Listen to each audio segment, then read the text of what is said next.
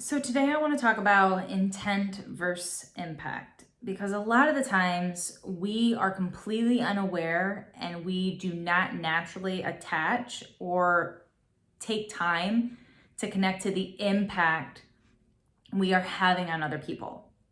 It's easy to always come from a safe space of a positive intent. That's why you will hear I didn't mean it that way. You misunderstood me. These are common terms that in conflict resolution strategies, we just don't care about connecting to the impact we're having on other people. So when it comes to creating connectivity, enhancing that understanding, building that environment for respect and repair to be able to happen, we get to connect to the impact and we get to better our communication on not only our intent or inquire about the intent, but to communicate the impact so that we can bring that connection and understanding to the repairing of the conflict or just defense mechanism resolution strategies that we have preconditioned and coding within us.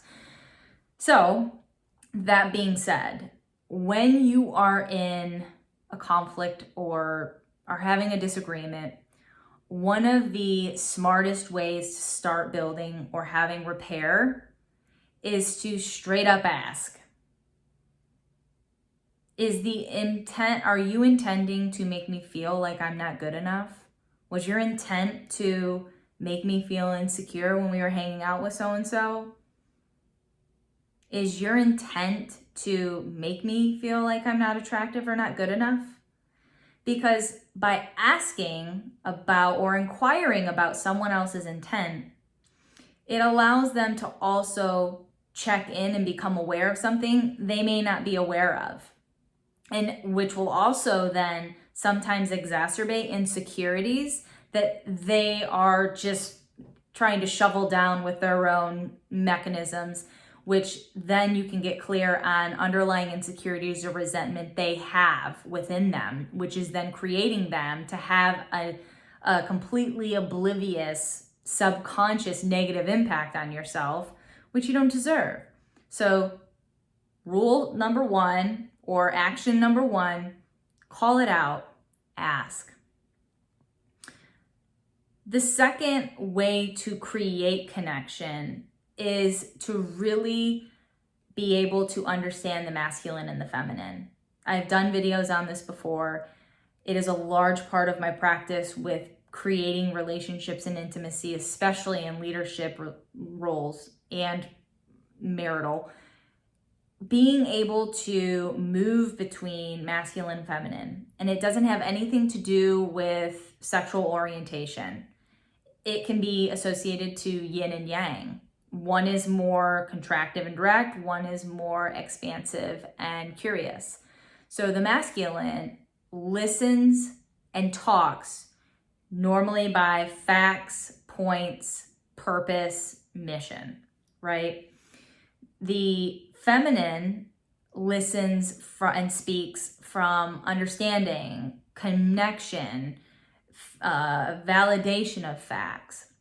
So this can be really difficult when I am wanting to just connect and communicate and I'm speaking in a form of feminine, but I'm wanting someone to also listen and articulate in a space of understanding and validation and just presence without trying to fix anything. If someone is only operating from a fact-finding, purpose-driven mission to fix all, that's not always necessarily what someone needs. In fact, it's often not, because it then puts the situation on you trying to make it about you, to give yourself a job to go fix something. So if you are a direct person that is usually listening and is like, what's the point of this? Where is the facts? Where am I finding the knowledge that then I can be validated and go do something?